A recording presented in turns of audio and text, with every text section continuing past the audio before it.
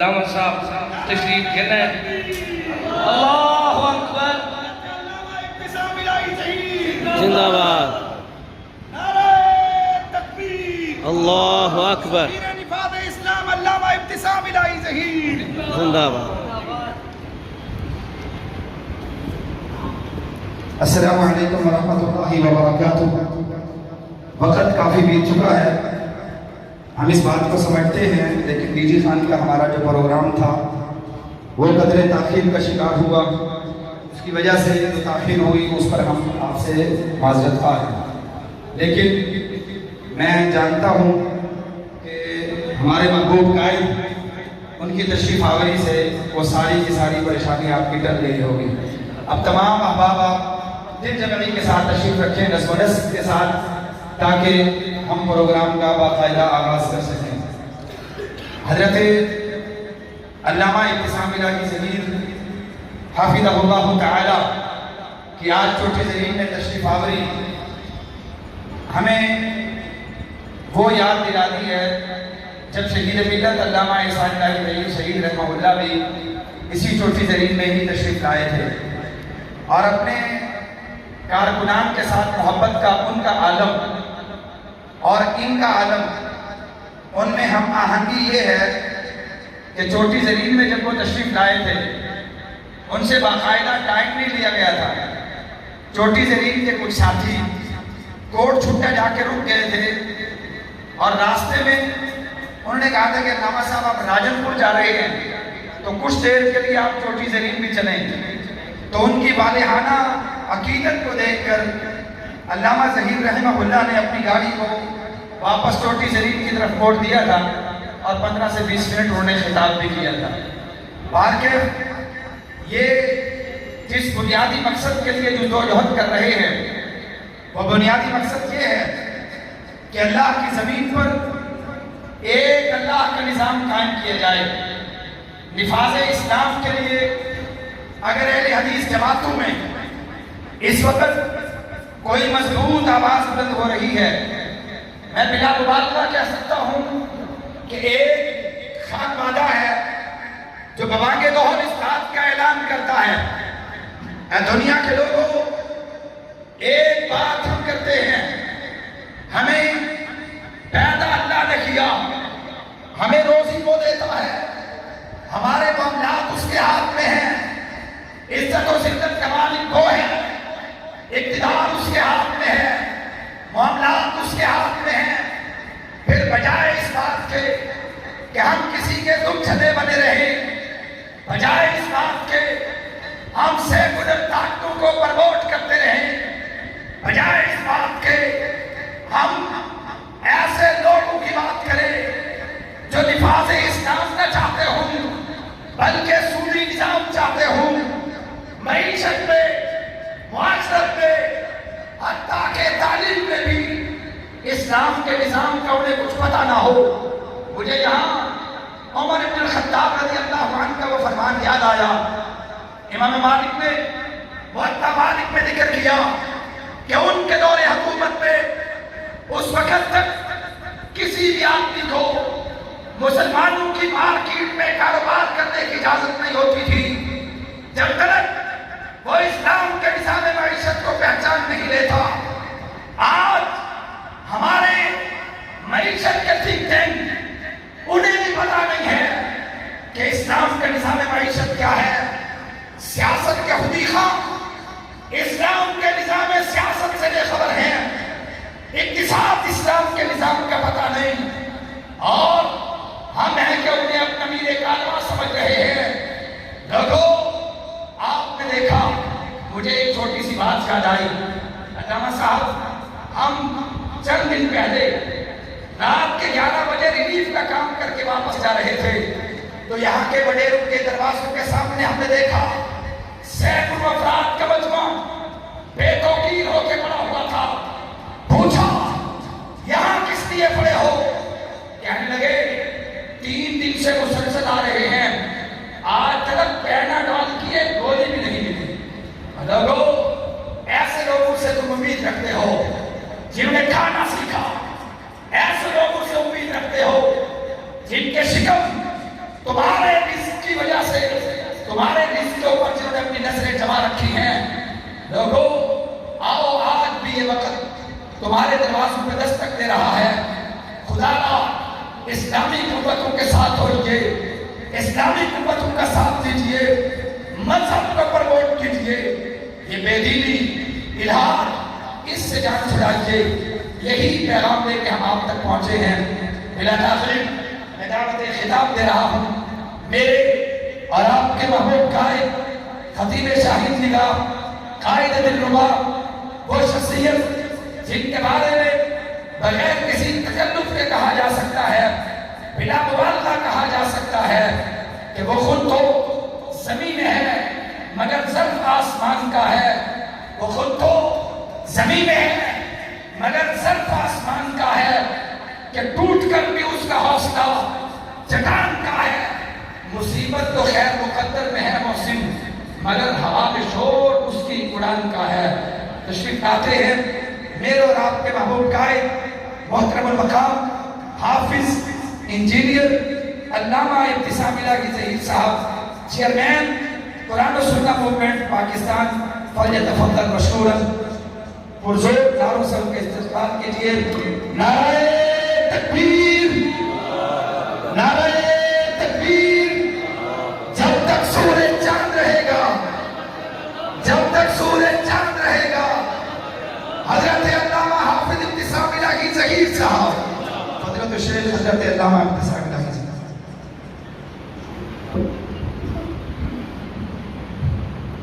نحمدہ و نصلی علی رسولہ الکریم. بسم اللہ الرحمن الرحیم. ان الدین عند اللہ الاسلام. حضرات گرامی قدر، اللہ کا بہت بڑا احسان ہے. انسان بننے میں ہمارا کوئی کمال نہیں ہے. طوطوں کو بنانے والا، کبوں کو بنانے والا، چیلوں کو بنانے والا، جانوروں کو بنانے والا، حشرات الارض کو بنانے والا اللہ ہے. اگر وہ چاہتا تو ہمیں انسان کی بجائے کسی اور قالب میں بھی ڈال سکتا تھا، لیکن اللہ کا اتنا بڑا کرم ہے کہ اس نے ہمیں لقد خلقنا الانسان فی احسن تقویم، احسن تقویم میں ڈال دیا. اگر انسان حقیقت میں بلند ہو جائے، اپنے منہج کو، اپنے مقام کو، اپنے نصب العین کو اور اپنے ہدف کو پہچان لے تو فرشتے بھی اس کی عظمت کا مقابلہ نہیں کر سکتے. فرشتوں کے رسول انسانوں کے رسول اللہ سے نیچے ہیں، لیکن عام فرشتے بندہ مومن و مسلمان کے مقابلے کے اوپر نیچے ہیں. جب انسان علم کے راستے پہ نکلتا ہے، تقویٰ کے راستے پہ نکلتا ہے، تو عام فرشتے تو بڑی دور کی بات ہے، حاملین عرش فرشتے بھی اللہ تبارک و تعالیٰ سے اس کی مغفرت کی دعا مانگتے ہیں. حضرات گرامی قدر، اللہ تعالیٰ کا بہت بڑا احسان کہ اس نے ہمیں پہلے انسان بنایا، اور پھر اس سے بھی بڑا احسان یہ کیا ہمیں مسلمان بنا دیا. حضرات گرامی قدر، اسلام یہ ہمیں کسی جد و جہد کے ذریعے نہیں ملا، کسی ابتلا کو کاٹ کے نہیں ملا، بلال کی طرح ہرا کی تپتی ہوئی زمین کے اوپر تڑپ کے نہیں ملا، سمیہ کی طرح ٹانگوں کو چروا کے نہیں ملا، ذوالنیرہ کی طرح آنکھوں میں دیا سلائی کو پھروا کے نہیں ملا، خبیب کی طرح سولی کے پھندے کے اوپر چڑھ کے نہیں ملا، حمزہ کی طرح احد میں شہید ہو کے نہیں ملا. ہم موروثی اور جدی مشری مسلمان ہیں، اور یہ اللہ تبارک و تعالیٰ کا اتنا بڑا احسان ہے، جتنا بھی شکریہ ادا کیا جائے اتنا ہی کم ہے. دنیا والوں کے نزدیک دین کچھ بھی ہو سکتا ہے. عیسائیوں کے نزدیک مسیحیت دین ہے، بدھ مذہب کے پیروکاروں کے نزدیک بدھ مت دین ہے، ہندو دھرم کے پیروکاروں کے نزدیک ہندو مت دین ہے، یہودیوں کے نزدیک یہودیت دین ہے، صہیونیت دین ہے. لیکن وہ دین جو اللہ کی نظروں میں ہے وہ ایک ہی ہے. ان الدین عند اللہ الاسلام. دین اللہ تعالیٰ کی نظروں میں فقط اسلام ہے. اور بعض لوگ جو اپنے آپ کو دانشور سمجھتے ہیں، عقل مند سمجھتے ہیں، وحدت الادیان کا راگ ادا رہتے ہیں اور یہ بات کہتے رہتے ہیں ہر دین کا پیروکار جنت میں چلا جائے گا. حقیقت کیا ہے؟ وَمَن يَبْتَغِي غَيْرَ الْإِسْلَامِ دِينًا فَلَن يُقْبَلَ مِنْهُ وَهُوَ فِي الْآخِرَةِ مِنَ الْخَاسِرِينَ. چاہے وہ ڈاکٹر ہو، انجینئر ہو، وقت کا بہت بڑا دانشور ہو، وقت کا فلسفی ہو، سائنسدان ہو، سیاستدان ہو، دانشور ہو، ادیب ہو، خطیب ہو، کالم نگار ہو، اداریہ نویس ہو، لیکن اگر وہ مسلمان نہیں ہے جنت نہیں جا سکتا. جنت کن کے لیے ہے؟ اللہ تعالیٰ کے فضل و کرم سے آپ کے لیے ہے. اس جنت میں جانے کے لیے ہمیں ایمان کے بعد، ایقان کے بعد، عقیدہ توحید و سنت کے بعد عمل صالح کی ضرورت ہے. حضرات گرامی قدر عمل صالح کے اندر جہاں پر اللہ تعالیٰ کے حضور سر و سجود ہونا شامل ہے، جس طرح نماز کا قیام شامل ہے، روزوں کو رکھنا شامل ہے، زکوٰۃ کو دینا شامل ہے، وہیں پر عمل صالح کے اندر دکھی انسانیت کی خدمت بھی شامل ہے. حضرات گرامی قدر اہل الحدیث کا، اہل سنت کا اور راسخ العقیدہ مسلمانوں کا درہ امتیاز یہ ہوتا ہے وہ اللہ کی ذات کے ساتھ کسی کو شریک نہیں بناتے. وہیں پر وہ اللہ تبارک و تعالیٰ کے حقوق کی ادائیگی کے بعد وَفِي أَمْوَالِهِمْ حَقٌّ مَّعْلُومٌ لِلسَّائِلِ وَالْمَحْرُومِ، اپنے مالوں کے اندر سائلین اور محروموں کے حق کو پہچانتے ہیں. انہیں پتا ہوتا ہے جہاں پر ہم نے اللہ کی بندگی کرنی ہے وہاں پر مخلوق الہ کا غم بھی اپنے دل میں اس کو پالنا ہے. اللہ تعالیٰ کے فضل و کرم سے اگر ہم حضرت رسول اللہ صلی اللہ علیہ وسلم کی حیات طیبہ پہ غور کریں، حیات جاوید پہ غور کریں اور حیات آپ کی دنیاوی کے اوپر غور کریں تو یہ بات سمجھ میں آتی ہے کہ رسول اللہ صلی اللہ علیہ وسلم جہاں پر لا الہ الا اللہ کے نعرہ رسالت دیش کو لگاتے رہے، وہاں پر غریبوں کی حمایت کرتے رہے، وہاں پر مسکینوں کے کام آتے رہے، وہاں پر جھکے ہوئوں کو اٹھاتے رہے، وہاں پر بجھے ہوئوں کو جلاتے رہے، وہاں پر بے سہاروں کا سہارا بنتے رہے، وہاں پر مظلوموں کی حمایت کرتے رہے، وہاں پر حق کا ساتھ دیتے رہے. انکا تحمل القلب وتکسب المعدوم وتعین علی نوائب الحق وتنصر المظلومین. آپ غریبوں کی حمایت کرنے والے، مسکینوں کی حمایت کرنے والے، انشاءاللہ نبی پاک حضرت رسول اللہ صلی اللہ علیہ وسلم کے امتی اور آپ کا کلمہ پڑھنے والوں کے اندر یہ اسپرٹ ہونی چاہیے. کون سی اسپرٹ؟ انما المؤمنون اخوہ. یہ شرق و غرب میں رہنے والا ہر کلمہ گو، ہر مسلمان ہمارا بھائی ہے. اور کس طرح کا بھائی ہے؟ اخوت اس کو کہتے ہیں. چوہے کاٹا جو کابل میں تو ہندوستان کا ہر پیر و جوان بے تاب ہو جائے. حضرات گرامی قدر آج اسلام کو قوم پرستی نے، نسل پرستی نے اتنا نقصان دیا، اتنا نقصان دیا کہ مسلمانوں کو نسلوں میں بانٹ کر، مسلمانوں کو قبیلوں میں بانٹ کر، مسلمانوں کو علاقوں میں بانٹ کر امریکہ، سامراج اور اس کے ہم نواؤں نے ہماری قوت کو پارا پارا کر دیا ہے. حالانکہ ہمیں کیا ہونا چاہیے؟ ہمیں بنیان مرصوص ہونا چاہیے، ہمیں سیسا ملائی ہوئی دیوار ہونا چاہیے اور ہمیں اسلام کے رشتے کے ناطے اس طرح زنجیر کے اندر پروئے جانا چاہیے. اللہ کا فضل و کرم سے کہ ہم ایک مٹھی کی طرح نظر آئیں، ہم ایک گلدستے کی طرح نظر آئیں، ہم ایک زنجیر کی کڑیوں کی طرح نظر آئیں.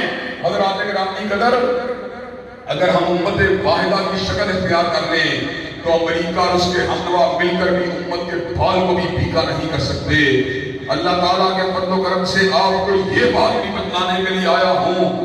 آج اللہ نے موقع دیا ہے، چوٹی زیری کے لوگوں کو یہ بات سمجھانے کے لیے آیا ہوں. ایک وقت تھا مسلمانوں کا مسلح اور ریاست ایک تھی. صدیق مسلح کا بھی امام تھا، ریاست کا بھی امام. فاروق مسلح کا بھی امام تھا، ریاست کا بھی امام. ذوالنورین مسلح کا بھی امام تھا، ریاست کا بھی امام. حیدر کرار مسلح کا بھی امام تھا، ریاست کا بھی امام. معاویہ بن ابی سفیان ریاست کا بھی امام تھا، مصلی کا بھی امام، عمر ابن عبدالعزیز ریاست کا بھی امام تھا، مصلی کا بھی امام۔ پھر کیا ہوا؟ پھر یہ ہوا جو نہ تھا خوب بتدریج وہی خوب ہوا، اور غلامی میں بدل جاتا ہے قوموں کا ضمیر۔ پھر کیا ہوا؟ پھر ہم آسمان سے ثریا کی بلندیوں سے پاتال کی گہرائیوں میں گر پڑے، ہم اونچائیوں سے سرا کی بستیوں میں گرا دیے گئے، ہم اللہ تبارک و تعالیٰ کے دین سے دور ہو گئے، ہم نے اپنے معاملات کو تقسیم کر لیا، یہ دنیا کا معاملہ ہے، یہ دین کا معاملہ ہے۔ مسلمان کی دین و دنیا ایک ہوتی ہے۔ حضرت علامہ نے کہا تھا نظام بادشاہی ہو یا جمہوری تماشا ہو، جدا ہو دین سیاست سے تو رہ جاتی ہے چنگیزی۔ آج چنگیزی آپ کے سامنے ہے، میاں صاحب ہوں یا خان صاحب ہوں، اپنا اپنا راگ لاپ رہے ہیں۔